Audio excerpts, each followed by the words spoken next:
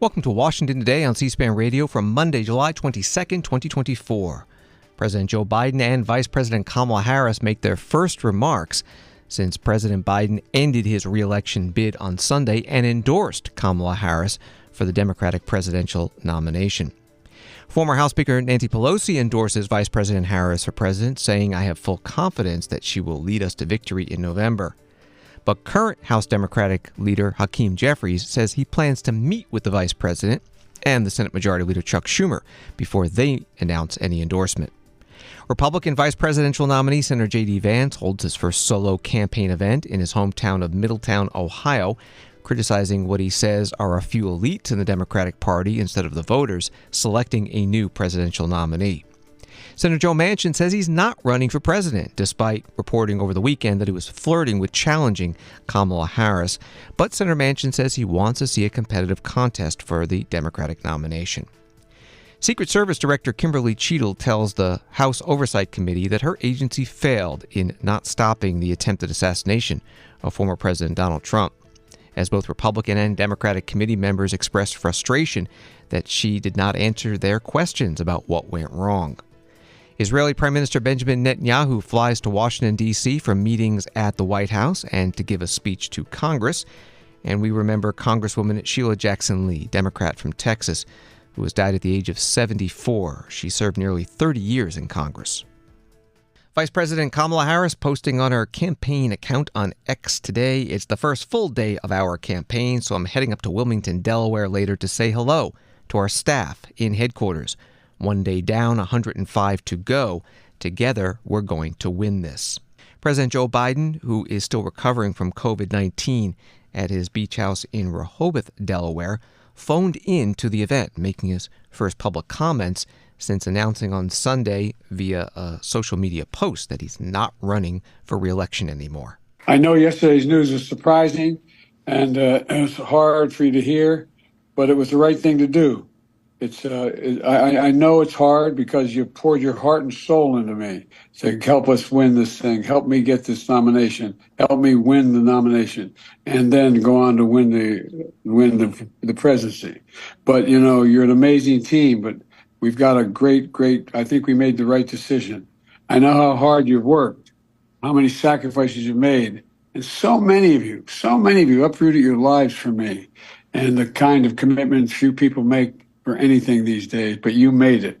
And I've been honored and humbled. I mean, this is from the bottom of my heart. My word is a Biden, that for all you've done for me and my family. And we built the best campaign in organization in history. I've been doing this, I always kid and say, I know I'm only 40, but I've been around a long time. I don't know of a better campaign organization, grassroots campaign. You know, we have over 230 offices opened. We have over 2,000 paid staff. And we have literally several thousand volunteers on a regular basis, thousands of them. And they've been relentless and tireless in reaching out and contacting voters. The leadership of this campaign has been amazing. Jen O'Malley Dillon, Julie Quinton, Michael Tyler, Rob Flaherty, Rufus on raising money, and so many more. You built this team. You brought them together. You brought us together. You've inspired them. And you've done what leaders do. Now we got to, you know, the name has changed at the top of the ticket. But the mission hasn't changed at all. And by the way, I'm not going anywhere. I'm going to be out there in the campaign with her, with Kamala. I'm going to be working like hell, both as a sitting president, getting legislation passed, as well as in campaigning. You know, what we still need to save this democracy. And Trump is still a danger to the community. He's a danger to the nation. President Joe Biden on a phone call from his beach house in Rehoboth, Delaware, to the Kamala Harris for President campaign headquarters in Wilmington, Delaware. The White House physician, Dr. Kevin O'Connor, giving an update on the president's COVID-19 recuperation, writing, President Biden completed his 10th dose of Paxlovid this morning. His symptoms have almost resolved completely. His pulse, blood pressure, respiratory rate, and temperature remain absolutely normal. His oxygen saturation continues to be excellent on room air.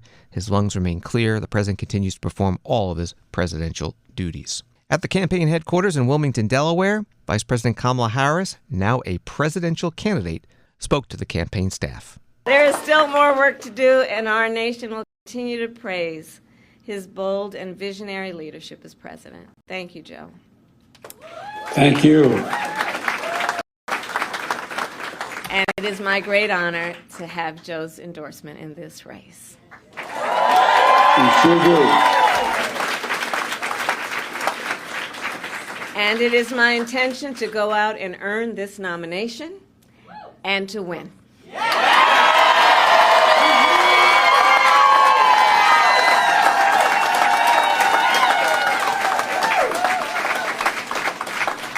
So in the days and weeks ahead, I, together with you, will do everything in my power to unite our Democratic Party, to unite our nation, and to win this election. You know, as many of you know, before I was elected as Vice President, before I was elected as United States Senator, I was the elected Attorney General, as I've mentioned, of California, and before that I was a courtroom prosecutor. In those roles, I took on perpetrators of all kinds.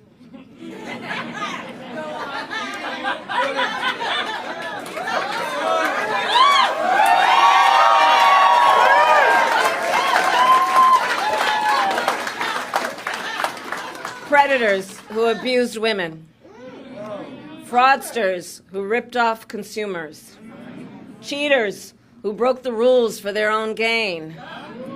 So hear me when I say, I know Donald Trump's type.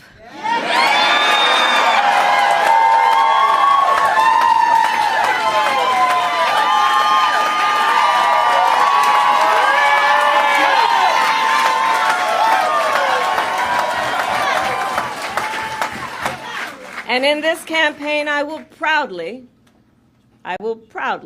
put my record against his. Vice President Kamala Harris, a Democratic presidential candidate, speaking to the campaign headquarters staff in Wilmington, Delaware. Story from the New York Times: 6 key Democratic governors endorsed Vice President Harris on Monday, choking off what was perhaps the last prospect for a serious challenge to her claiming the party's presidential nomination. Governors J.B. Pritzker of Illinois, Gretchen Whitmer of Michigan, Tim Walz of Minnesota, and Wes Moore of Maryland endorsed Ms. Harris within minutes of one another shortly before 10 a.m. Earlier Monday, Governor Andy Beshear of Kentucky announced in a television interview that he was supporting Ms. Harris as well.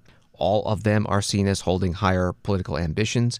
Governor Tony Evers of Wisconsin, who leads an important battleground state, endorsed Ms. Harris minutes after Mr. Pritzker, Mr. Walz, and Mr. Beshear did. That was from the New York Times. Also, Governor Roy Cooper, Democrat of North Carolina, endorsed Kamala Harris and is being talked about as a potential vice presidential candidate. He was on MSNBC this morning. We understand you had a conversation as well with the vice president yesterday. How did that go? It went great. We talked about winning this race. And, you know, if you want a nominee who can put Donald Trump's destruction of Roe v. Wade at center stage, if you want a nominee who actually prosecuted criminals like Donald Trump, and if you want a nominee who can put Trump's age and fitness into forefront, Kamala Harris is the person. We talked about North Carolina. She's excited to win this thing, and I am too. This is a bottom-up kind of thing, Nika. I've been hearing you guys talking about all of the people at the top who've been endorsing her. When you look at the small dollar donations that have come in, when you see 6 states of delegates who have met and have endorsed her, to get that many Democrats in a room to agree on something, this is a bottom up and a top down. And I think Kamala Harris soon is going to be in a position where she can really take off. And I'm excited about it and feel confident that she can win this presidency because she has to. Governor Roy Cooper, Democrat from North Carolina, on MSNBC this morning. Former House Speaker Nancy Pelosi, Democrat of California, with a statement: "With immense pride and limitless optimism for our country's future, I endorse Vice President Kamala Harris for President of the United States. Officially, I have seen Kamala Harris's strength and courage as a champion for working families, notably fighting for women's right to choose. Personally, I have known Kamala Harris for decades as rooted in strong values, faith, and commitment to public service. Politically, make no mistake, Kamala Harris, as a woman in politics, is brilliantly astute, and I have full confidence that she will lead us to victory in November." That was part of the statement from Congresswoman Nancy Pelosi, former Speaker Emerita. Also, the Senate Majority Whip Dick Durbin of Illinois posting our nation needs to continue moving forward with unity and not MAGA chaos. Vice President Harris was a critical partner in building the Biden record over the past 4 years. Count me in with Kamala Harris for president. But the Senate Majority Leader Chuck Schumer and the House Minority Leader Hakeem Jeffries, both Democrats from New York, have not endorsed Vice President Harris for president as yet. Congressman Jeffries said today he and Senator Schumer plan to meet first with Vice President Harris. President Biden is a heroic, patriotic, transformational leader who will go down in American history as one of the greatest public servants of all time. When President Biden and Vice President Harris first took office on January 20th of 2021, the Biden-Harris team assumed a public health crisis, an economic crisis, and a democracy crisis in the immediate aftermath of January 6th at the same time. And thanks to the leadership of President Joe Biden and his partnership with Vice President Kamala Harris, they were able to rescue the country from a once-in-a-century pandemic and turn the situation around so we could return to normalcy. Thanks to the leadership of President Biden and his partnership with Vice President Harris, they were able to save the economy from a once-in-a-decade or so recession-like situation and set us on a positive path so that everyday Americans could thrive in every single zip code across America. Thanks to the leadership of President Biden and his partnership with Vice President Harris, dignity and decency and a democratic way of life was restored to the Oval Office and 1600 Pennsylvania Avenue. We owe a debt of gratitude to President Biden for his tremendous leadership, and I'm also thankful for the incredible partnership that he has had for the last 3.5 years with Vice President Kamala Harris. Leader Jeffries. Ali. Leader Jeffries, first, will you endorse Kamala Harris? And then I have one other question for you. Well, Leader Schumer and I are scheduled to meet with Vice President Harris shortly. The House came back into session today. The Senate does not come back into session tomorrow. I'm excited for that meeting, and let me say this, that Vice President Kamala Harris has excited the community. She's excited the House Democratic Caucus, and she's exciting the country. And so I'm looking forward to sitting down with her in person in short order with Leader Schumer, and we'll have more to say about the path forward as soon as that meeting concludes. Congressman Hakeem Jeffries, Democrat from New York, the minority leader, at a news conference today on Capitol Hill. Story from CNBC, Pennsylvania Senator John Fetterman is backing Harris as the Democratic nominee, saying he's proud to support and be all in for the next president. The article says the notable endorsement comes from one of Biden's most vocal defenders, who criticized Democrats for calling on the president to drop out of the race. Donald Trump, Republican presidential nominee, posting today on his Truth Social platform, the Democrats pick a candidate, crooked Joe Biden. He loses the debate badly, then panics, then makes mistake after mistake, is told he can't win, and decide they will pick another candidate, probably Harris. They stole the race from Biden after he won it in the primaries. First, these people are the real threat to democracy. That post from Donald Trump. And Senator J.D. Vance of Ohio made his first solo campaign event as the Republican vice presidential nominee. It was at his old high school in Middletown, Ohio. Now, look, I'm going to go really off script here, and all my communication staffers back there are going to get a little nervous. I was hanging out with my kids yesterday. We're actually swimming at the swimming pool, and somebody brought over their phone and showed me the news that Joe Biden had announced he was dropping out of this race. And look, I don't like Joe Biden, and I don't like his policies. And I'm not a Democrat primary voter. I never have been, and I never will be, unless something goes really wrong, ladies and gentlemen. But look, what is going on in this country is absolutely disgraceful. Let me get a little philosophical here. I imagine most of you did not vote for Joe Biden, and if you did, welcome aboard. We're glad to have you.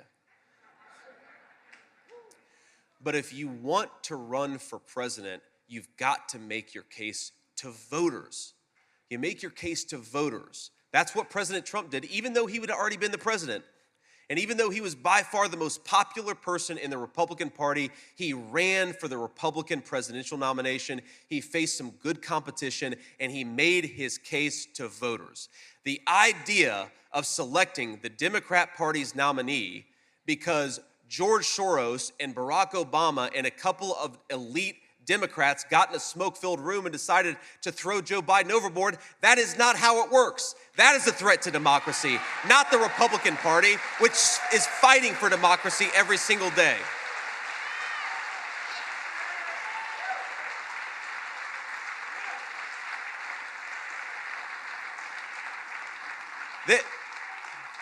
This is not okay, ladies and gentlemen. You cannot, for 3.5 years, take a guy who clearly didn't have the mental capacity to do the job. Kamala Harris lied about it. My Senate Democratic colleagues lied about it. The media lied about it. Every single person who saw Joe Biden knew that he wasn't capable of doing the job. And for 3 years, they said nothing until he became political dead weight. That is not a way to run a country. That is not a way to run a political party. That is an insult to voters. And so,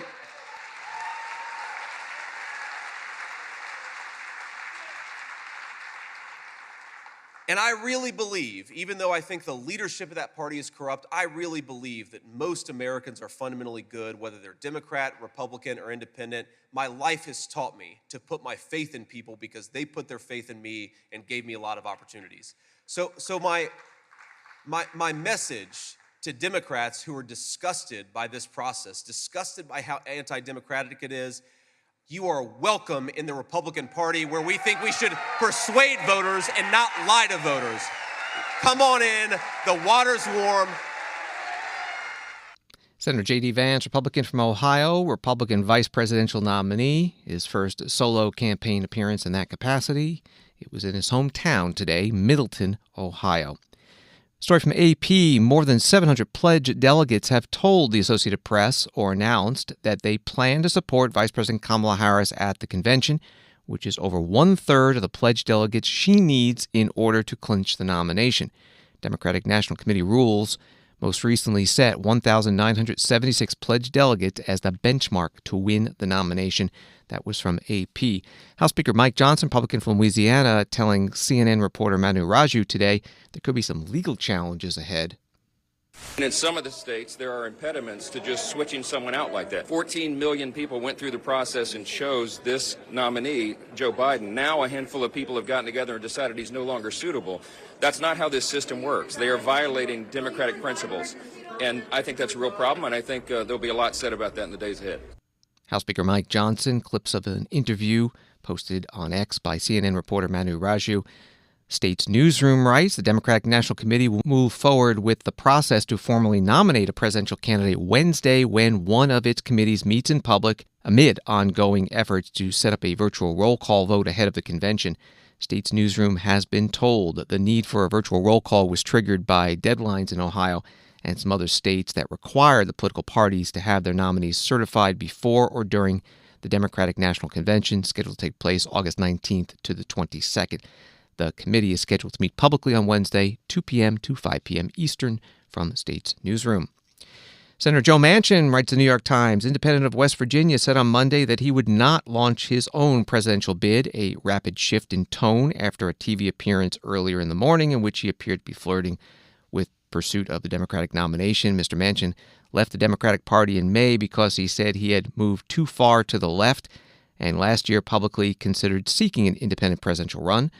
As the party has largely rushed to coalesce behind Vice President Kamala Harris as the next Democratic nominee, Mr. Manchin has held back. That was from the New York Times. Senator Manchin did a lot of interviews this morning, half dozen networks. Here's the one on CBS Mornings. First of all, let me make it very clear to you, Tony, I am not going to be a candidate for president. I'm a candidate for basically speaking for the middle of this country. There are 51% of the people that are registered to participate in an election in America that basically are in the same party I am, independent. 51% of us, 51. Only 23 are registered as Democrats, only 25 as Republicans. Neither side can win without the sensible, moderate middle. They can't do it. But yet no one's going that direction. Joe Biden basically came out of a very contested primary in 2020. It was hotly contested. And he rose because he was that moderate figure. He always had operated in the middle. He could make a deal with people on the right and the left. That's what they were looking for, and they adopted that and accepted that. Right now, by not strengthening the process that we have, or not basically adhering to a primary or letting us know of all this new generation, we have a new generation, which I've identified a few people, a lot of governors, a lot of people that have credentials that could do a great job as new leaders. And again, it would help strengthen, I believe, Kamala in her position too. But that's already been predetermined, so we'll see what happens. And I think it's a mistake, but it's one that they have made. Senator Manchin, I just want to be clear, because you are very popular, very well liked on both sides of the aisle, but I'm a little confused. On one hand, you say, I'm pursuing the process. On the other hand, you say, no, I'm not a candidate this time. You know, the kids of today have this phrase where they say, Senator Manchin's looking a little thirsty, that he's just trying to get attention. You've heard that phrase. So I just want to be clear. So you are not interested in running for office, true? I'm not running. I am not running for office. Okay. I could not believe that there was not going to be a primary process or a mini process. Other countries do it. I'm not looking for I don't need that as far as in my life, the attention that people think that when you speak up, you're just looking for attention. Okay. Why is everyone afraid to speak out? Why are they afraid to say the system is wrong? The Democratic Party has gone too far left. The Republican Party has coalesced around Donald Trump on the far right. People are looking in the middle. Where do you go? Well, we'd like to see that. And we're not going to be able to see a vigorous, even a 3-week primary process. No one else is ready to speak up. They all say, well, we're falling behind. We're just going to get in line. I'm sorry, I don't agree with that. Senator Joe Manchin, independent from West Virginia, former Democrat, interviewed on CBS Mornings. C-SPAN spoke this morning with David Wasserman of the Cook Political Report, senior editor and elections analyst, about how the presidential race changes with President Joe Biden not running for re-election and the increasing likelihood that Vice President Kamala Harris will be the Democratic Party's nominee, facing Republican nominee, former President Donald Trump. She still starts out as an underdog against Trump. It improves Democrats' chances, there's no doubt about it. But there are opportunities and liabilities here for Kamala Harris. And on the plus side, I think she is going to get a bit of a honeymoon. She's going to get a jolt in base enthusiasm and fundraising from Democrats, whereas there was basically no energy before. She offers a generational contrast versus Donald Trump. And those age questions about Joe Biden now shift? They do, and perhaps they become age questions about Donald Trump, whose performance at the RNC was a mixed bag.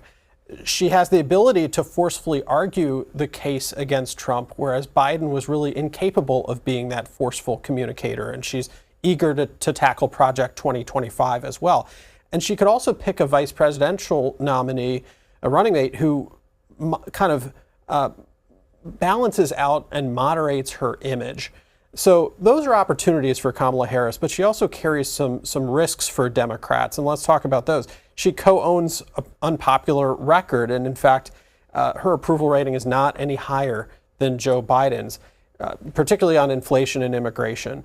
And most Americans don't really have a clear idea of what she does as vice president. That's going to be a challenge for her to be able to define in a positive way. When you drill down on it, to the extent voters are familiar with her portfolio, it's her record as so-called border czar, which has been Democrats' most disastrous issue in the polling. She is a candidate from the left coast, from San Francisco. She's been to Biden's left on several issues when she was running for president in 2020, particularly on health care, on energy and immigration. And then finally, there's this question of how she ramps up the fall campaign on her own. Does she simply carry over the Biden campaign apparatus and make it her own, even though many of Biden's strategists were kind of in denial about political reality over the last several months. And she's got a reputation in her own right for high staff turnover. So how is this operationally going to work? So it's going to take some time to figure this out. Do you think, have you figured out at this point that it's a foregone conclusion that it'll be Kamala Harris? Yes, she does have this air of inevitability about her because we are in the stage of the race where Democrats can't afford any more chaos than there's already been. We're less than 4 months out from Election Day. And for all the talk that Joe Manchin would flirt with rejoining the Democratic Party, that's not based in reality, given that we have seen in the last less than 24 hours a huge coalescing of Democrats behind Harris's campaign, even swing state Democrats who are desperate for some order in this race and on their side. David Wasserman Cook, Political Report Senior Editor and Elections Analyst on C-SPAN's Washington Journal program this morning. A spokesperson for the now Harris for President campaign says that the vice president raised $81 million in the first 24 hours after President Biden stepped aside and endorsed her as the Democratic nominee from more than 888,000 contributions from individual grassroots donors. And that is a record in 24-hour fundraising of any presidential candidate in history. There is a disagreement over whether Vice President Harris can have access to the campaign money that was raised when President Biden was still a candidate. Federal Election Commission Chair Sean Cooksey was interviewed this morning on National Public Radio. So the campaign said it had $248 million on hand at the start of this month.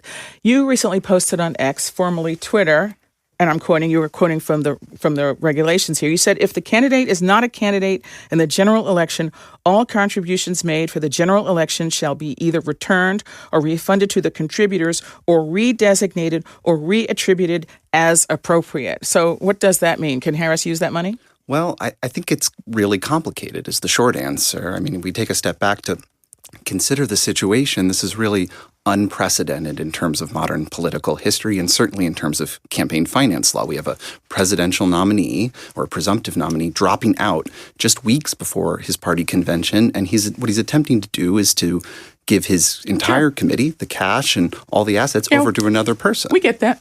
So can she use that money? Well, again, I think it's going to have to go through a process through the FEC. I expect there's going to be probably challenges to that at the agency and probably in the courts as well. So your colleague, the Democratic vice chair of the FEC, Ellen Weintraub, told us yesterday that candidates running for president and vice president share a campaign committee. Kamala Harris has always been listed as a candidate on this committee. Now, Weintraub didn't draw any conclusion from that, but I mean, a lot of people are interpreting that to say that she has a legitimate claim to those funds. Yeah, I think some lawyers have reached that conclusion. I think other election law experts have actually reached the opposite conclusion in publications like the Wall Street Journal. And so I think everyone would agree, though, that this is completely unprecedented and it raises a lot of novel questions. Sean Cooksey is the Federal Election Commission Chair on National Public Radio, NPR, this morning. This is Washington Today.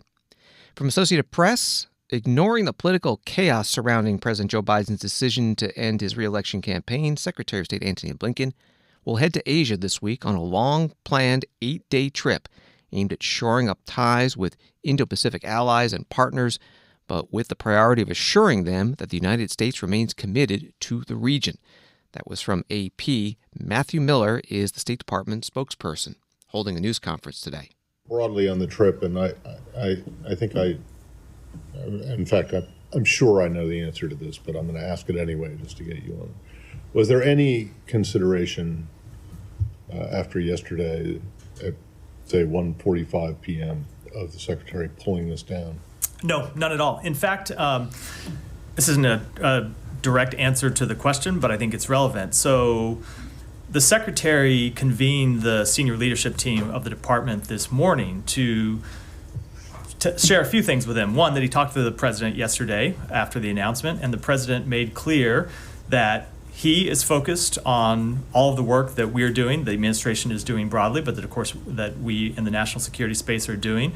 And he wants that work to continue full steam ahead over the next 6 months. And as the Secretary shared with the senior leadership team here, we still have an eighth of the president's term remaining. There's a lot of important work that remains to be done, and he expects our team to continue to focus on getting that work done. Sorry, you still have an eighth? An eighth. It's a significant amount of time. Okay, it just seems that's a little unusual to say, an eighth, okay? Fair enough. And then 6 months, however you want to look at it. It's as you know, a lot of things can happen in 6 months. Well, so, seriously, there is a lot of work. So no, we didn't in no way consider canceling the trip because the work we're doing in the Indo-Pacific is one of our top priorities and it needs to continue. State Department spokesperson Matthew Miller at today's news conference. Secretary Blinken will be visiting Vietnam, Laos, Japan, the Philippines, Singapore, and Mongolia. And he'll meet with his Chinese counterpart in Laos and will be joined by U.S. Defense Secretary Lloyd Austin in Japan and the Philippines. From Reuters, Israel will be the United States' strongest ally in the Middle East, regardless of who is elected president in November, Prime Minister Benjamin Netanyahu said on Monday before flying to Washington, where he was due to address the U.S. Congress. The Prime Minister spoke at the airport. I'm leaving this morning on a very important trip to the United States at a time when Israel is fighting on 7 fronts and when there's great political uncertainty in Washington. I will address, for the 4th time, both houses of Congress as the Prime Minister of Israel. I will seek to anchor the bipartisan support that is so important for Israel. And I will tell my friends on both sides of the aisle that regardless who the American people choose as their next president, Israel remains America's indispensable and strong ally in the Middle East. I plan to see President Biden, whom I've known for over 40 years. This will be an opportunity to thank him for the things he did for Israel in the war and during his long and distinguished career in public service as senator, as vice president, and as president. It will also be an opportunity to discuss with him how to advance in the critical months ahead the goals that are important for both our countries. Achieving the release of all our hostages, defeating Hamas, confronting the terror axis of Iran and its proxies, and ensuring that all Israel citizens return safely to their homes in the north and in the south. In this time of war and uncertainty, it's important that Israel's enemies know that America and Israel stand together today, tomorrow, and always. Thank you. Israeli Prime Minister Benjamin Netanyahu at the airport in Israel before flying to Washington, D.C. today. There were tentative plans for him to meet with President Biden on Tuesday if the president had recovered enough from COVID-19, and also meet with Vice President Kamala Harris. And on Wednesday, he speaks to a joint meeting of Congress.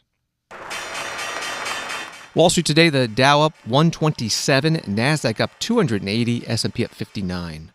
Washington today continues in a moment. As more people cancel cable TV, C-SPAN's funding is at risk. This summer, an anonymous donor has stepped up to help by matching all donations up to $25,000. I'm Caitlin with C-SPAN, and this means your gift will go twice as far. Your donation supports unfiltered access to government and public affairs programming, including the C-SPAN podcasts you value. Visit cspan.org/donate to make your gift today. Every dollar helps us reach our $25,000 goal. Thank you for listening and supporting C-SPAN. Donate today at cspan.org/donate. Welcome back to Washington Today, available as a podcast wherever you find your podcasts and on the free C-SPAN Now mobile app. Story from the Washington Post, U.S. Secret Service Director Kimberly Cheadle told a House committee Monday that the FBI informed her that the gunman who attempted to assassinate former President Trump at a July 13th campaign rally in Pennsylvania used a drone in the area before the shooting. Cheadle frustrated some committee members by declining to answer some questions. She would not say how many agents were assigned to Trump that day, but said the number was sufficient. Nor would she say whether the Secret Service deployed a drone to surveil the area or how the gunman gained access to an unsecured roof and fired an AR-style rifle at the rally without being stopped by the Secret Service or local police. That was the article from Washington Post. The hearing today was before the House Committee on Oversight and Accountability. Here's part of her opening statement where she said her agency failed in its core mission that day. The assassination attempt of former President Donald Trump on July 13th is the most significant operational failure of the Secret Service in decades, and I am keeping him and his family in my thoughts. I would like to offer my sincerest condolences to the family of Corey Comparator, a former fire chief and a hero who was killed in this senseless shooting. I would also like to acknowledge those who were injured in Butler, David Dutch and James Copenhagen, and I wish them a speedy recovery. I would be remiss if I did not also extend my condolences on the passing of your colleague, Congresswoman Sheila Jackson Lee. Ms. Jackson Lee was always engaged in the oversight of the Secret Service, and her passing is a great loss to this body. The Secret Service's solemn mission is to protect our nation's leaders. On July 13th, we failed. As a director of the United States Secret Service, I take full responsibility for any security lapse of our agency. We are fully cooperating with ongoing investigations. We must learn what happened, and I will move heaven and earth to ensure that an incident like July 13th does not happen again. Let me state unequivocally, nothing I have said should be interpreted to place blame for this failure on our federal, state, or local law enforcement partners who supported the Secret Service in Butler. We could not do our job without them. We rely on the relationships built over years of working together to secure events and conduct investigations. Our agents, officers, and support personnel understand that every day we are expected to sacrifice our lives to execute a no-fail mission. Secret Service Director Kimberly Cheadle, part of her opening statement at the House Oversight Committee hearing today. Congressman Raja Krishnamurthy, Democrat from Illinois, asked her why former President Trump was allowed to go on stage when there was an obvious threat pointed out by some in the audience. Let me show you some video footage by rally goers. If you could play the video on the screen up here. This was taken 2 minutes before the shooting started. If you could turn up the volume. Criminals. We have criminals. We have drug dealers. We have people that should not be here. Right on the roof. It's much tougher than it happens. You went right on the roof, big guy. Up here. Ma'am, that doesn't look like suspicious behavior. That looks like threatening behavior to me. And the rally wasn't paused at that point either, correct? I can tell you, as I stated earlier, sir, that the moment that the shift surrounding the president were aware of an actual threat. That's a threat right there. The guy's on the roof and everybody's yelling at him. Yes. And directing the officer's attention to him. The rally was not paused at that point, correct? We are currently still combing through communications and when communications were passed. Well, I can point you to this communication. It's 2 minutes before the shots started ringing out. Director Cheadle, yes or no? Was there ever a moment where the Secret Service actually considered pausing the rally?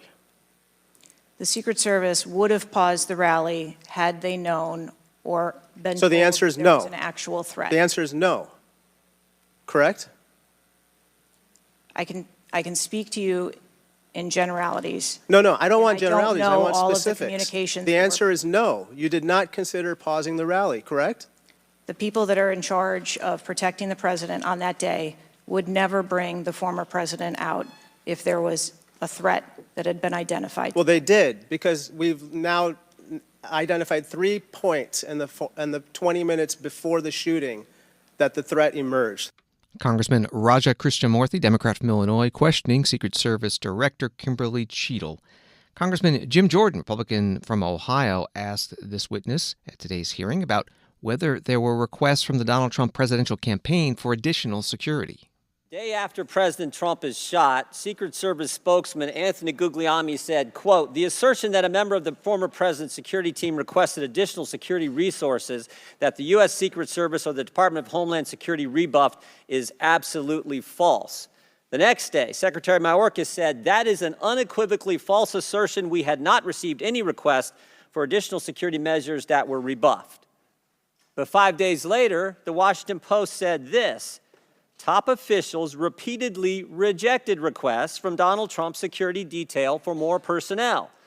The next day, the New York Times said this: "Mr. Guglielmi acknowledged that the Secret Service had turned down some requests for additional federal security assets for Mr. Trump's detail." So which is it?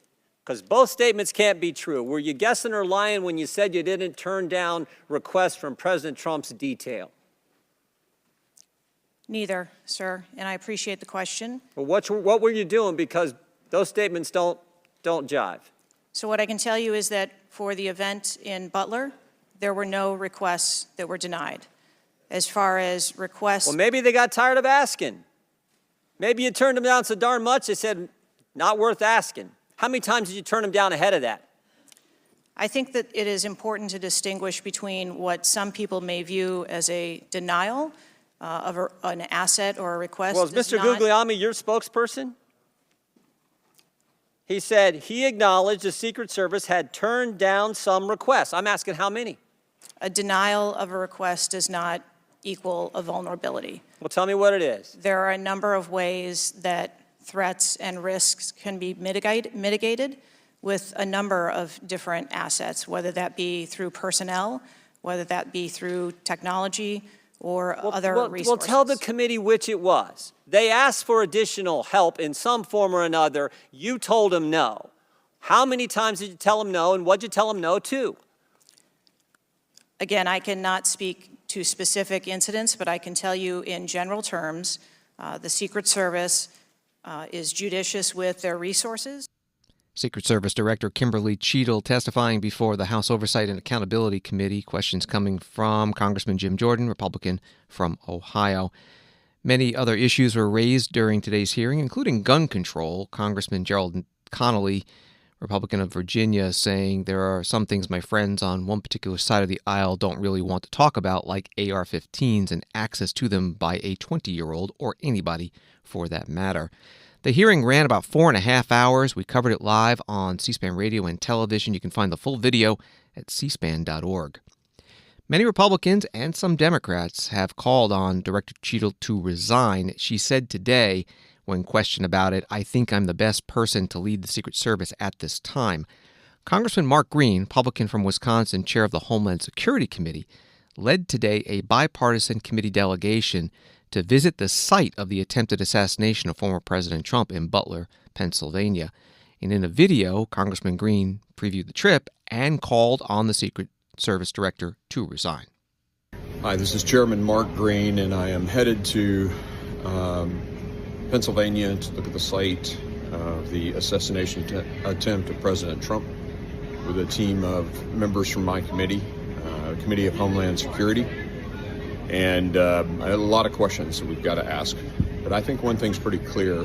Director Cheadle needs to step down as the head of the Secret Service.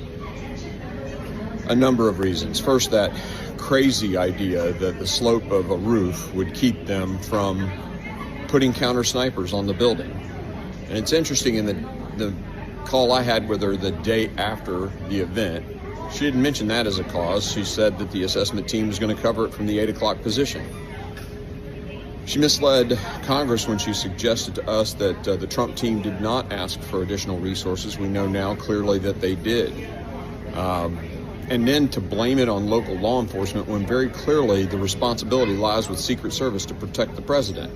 Director Cheadle is over her head, and she needs to step down. That is a clear fact in all of this. We're out to take a look at the site and get more details, but Director Cheadle needs to resign. Congressman Mark Green, Republican from Wisconsin, chair of the Homeland Security Committee, posting that video before the trip.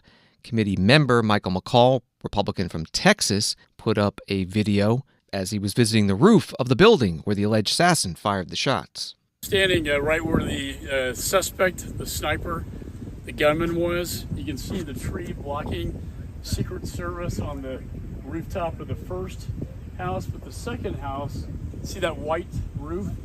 That's where the counter sniper team was able to take him out right where I stand.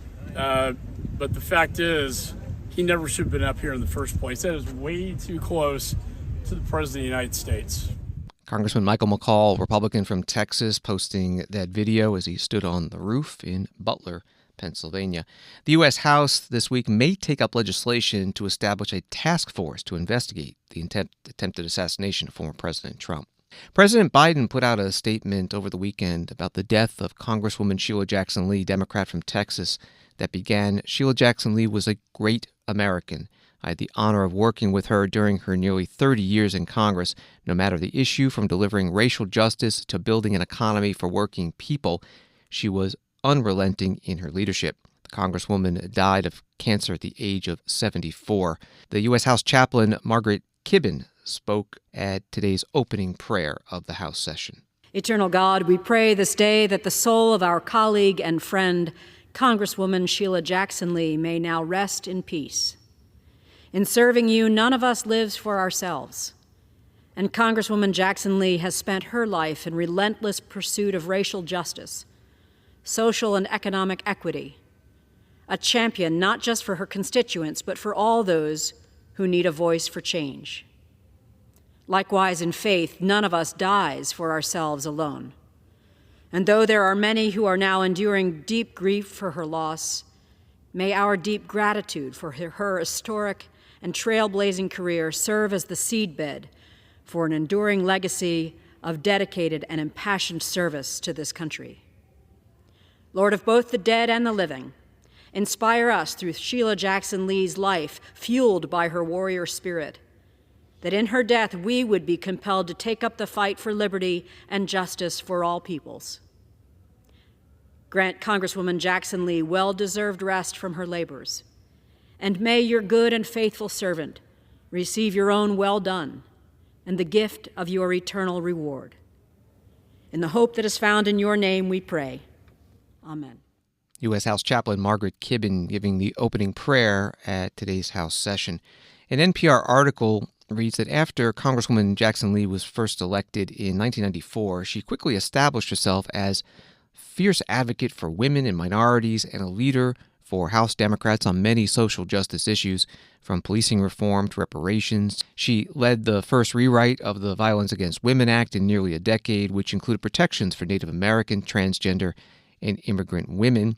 The article goes on, Jackson Lee was also among the lead lawmakers behind the effort in 2021 to have Juneteenth recognized as the first new federal holiday since Martin Luther King Jr. Day was established in 1986. The holiday marks the day in 1865 that the last enslaved African Americans in Galveston, Texas, finally learned of their freedom. That was the reporting from NPR. Here is part of Congresswoman Sheila Jackson Lee's floor speech during debate on that Juneteenth holiday bill in 2021. So I am grateful, as I said earlier, that racial divide has fallen out of the sky and we are crushing it to the earth for this day, for the Juneteenth holiday. H.R. 1320 was a bipartisan bill with over 166 sponsors, and as well now S475. We're delighted to note that the President will sign this bill. When the words of General Granger were said, the people of Texas and other places are informed that in accordance with the proclamation from the executive, all slaves are free. And then in the same year, the 13th Amendment was passed. This bill and this day is about freedom. At Gettysburg, that is what President Lincoln said in 1863, that this nation under God shall have a new birth of freedom. Why can't we continue in this pathway as we push the George Floyd Justice and Policing Act, as we come together on the Voting Rights Act, as we realize that there is another path for America to take, that my freedom is your freedom and your freedom is my freedom. Yes, slaves suffered continuously. Even in the 20th century, they were hung. But yet we have a time today, miraculously, to be able to debate and vote on the floor of the House. Diverse persons can stand and join this. Congresswoman Sheila Jackson Lee, Democrat from Texas, debating the bill in 2021 to make Juneteenth a federal holiday. As she mentioned, it passed and was signed into law. The Congresswoman died Friday night at the age of 74. Texas Tribune article says that under state law, the governor can call a special election to fill the seat for the rest of this year. And the Harris County Democratic Party's executive committee has until August 26th to meet and nominate someone to be on the November ballot for the Democrats in the general election. Thanks for listening to Washington Today. Subscribe to C-SPAN's free evening newsletter Word for Word, and you'll get the stories making headlines in Washington sent to your inbox every day. Sign up at cspan.org/connect. Have a good night.